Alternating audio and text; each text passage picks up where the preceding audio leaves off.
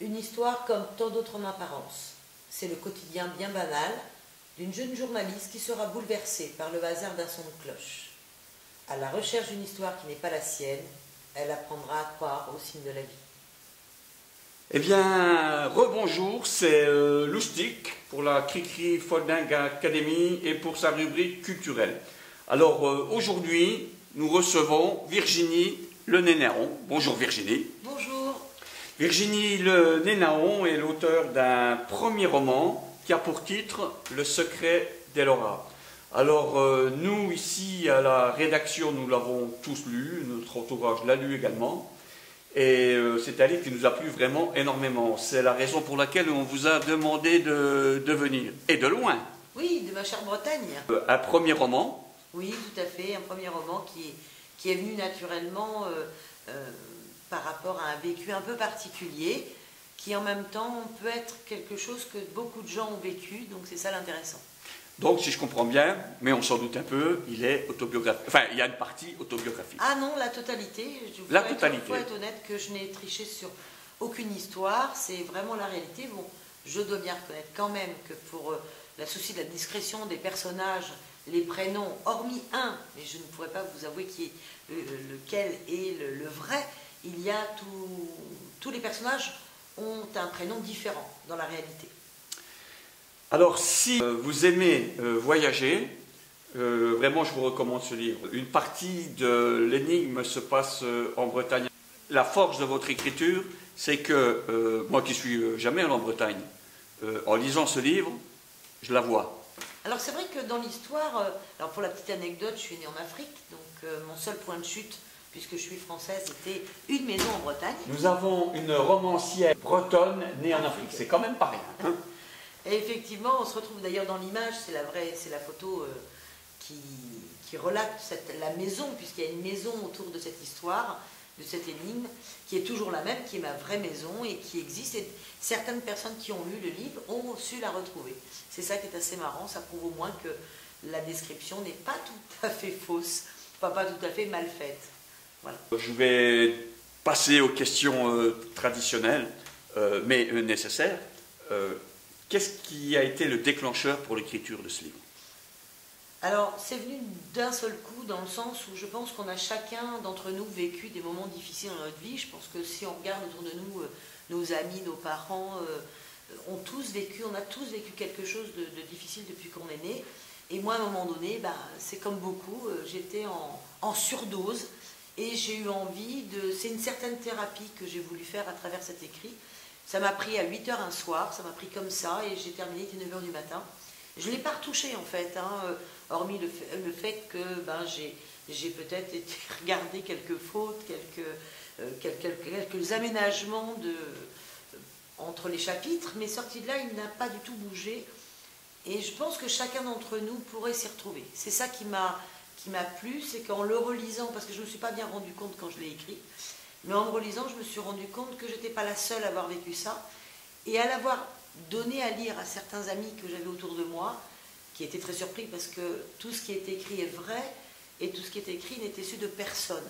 Donc ça a été un petit peu un choc d'ailleurs pour certains membres de ma famille. Mais bon, ça fait partie aussi du secret, de l'énigme du livre. Mais j'ai eu des retours de gens disant moi ça m'a aidé, je m'y suis retrouvée, et la philosophie du livre, en tout cas qu'il en ressort à la fin du livre, m'a aidé au quotidien pour continuer à garder la tête haute. Et ça m'a fait bien plaisir. Donc je me suis dit pourquoi pas l'ouvrir à d'autres personnes qui pourraient en tirer un certain bénéfice, parce que le but c'est ça. Mais vous parlez de philosophie, et c'est vrai que moi je ressens ça. Une fois qu'on l'a terminé, on se sent plus léger. Justement parce qu'il y a une philosophie, je dirais, positive. C'est mieux qu'un médicament en fait. Tant mieux. Tant mieux. Les produits pharmaceutiques vont peut-être pas apprécier, mais c'est vrai que l'idée c'était de moi pouvoir sortir ce que j'avais un petit peu dans l'estomac, et je me suis rendu compte, pour les quelques personnes à qui je l'ai prêté par contre dans un but très précis, ça les a aidés, et je me dis que l'entraide est fondamentale, et si ça peut aider quelqu'un, une personne, deux personnes, je serais ravie. Il y a je trouve une spécificité dans ce livre, puisque là on est dans une énigme, donc on va de séquence en séquence, d'énigme en énigme.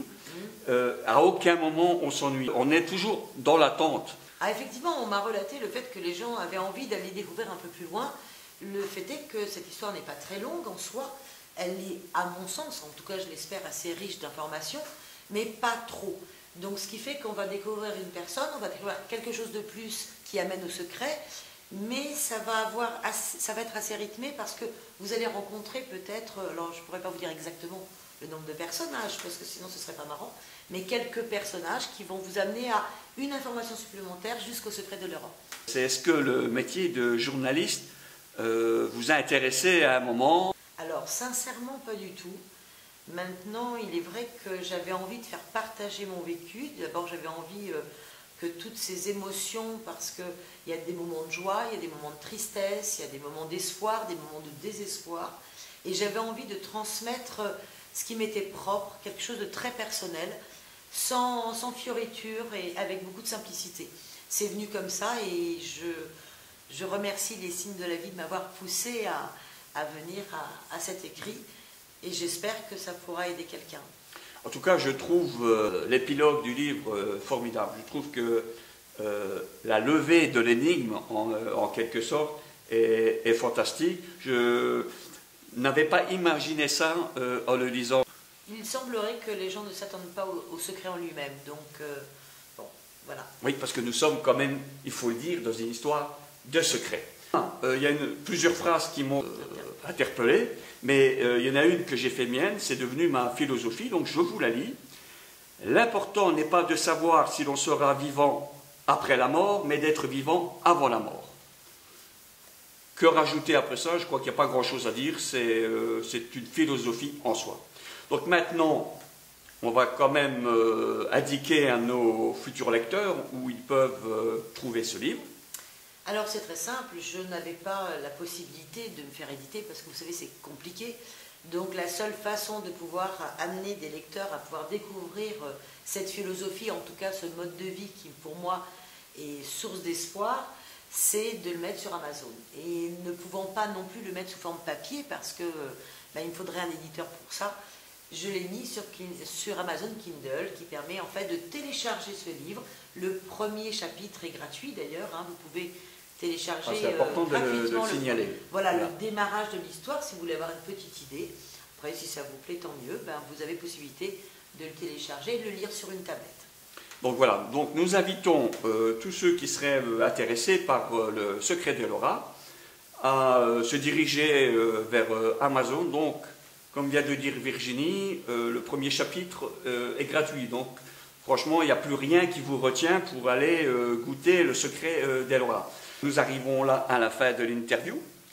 Et je tiens mais vraiment à vous remercier du fond du cœur d'avoir fait ces 700 km pour venir nous parler de votre livre sur notre plateau. Ça serait bien si à la suite de cette séquence, des éditeurs allaient voir un petit peu le secret de Laura et peut-être que ça leur donnerait des idées pour le mettre en format papier. Enfin, nous, c'est tout notre vœu à la Cricri Foldac Academy. Je ne sais pas si vous voulez rajouter un dernier mot. Oui, moi je voulais vous dire merci parce que vous êtes les seuls à me donner une chance en tout cas de pouvoir permettre... Nous sommes les premiers. Oui, à permettre non seulement d'en parler, mais surtout au-delà du côté de perdurer dans le temps, au moins de faire découvrir aux gens cette philosophie qui, à mon sens, pourrait peut-être vous aider comme ça a pu m'aider moi. Donc voilà, merci à vous de m'avoir donné cette opportunité qui est, pour le moment... vous êtes les seuls à y avoir cru. Donc, eh ben, je pense que nous ne serons pas les seuls et que ça va suivre derrière. Donc, je vous rappelle le titre, Le secret d'Elora, écrit par Virginie Lenénaon, et nous invitons tous les lecteurs, tous les gens intéressés à se précipiter rapidement sur Amazon. Voilà, c'était donc la rubrique culturelle de la Cricri Foldac Academy. Je vous dis à très bientôt pour une autre œuvre.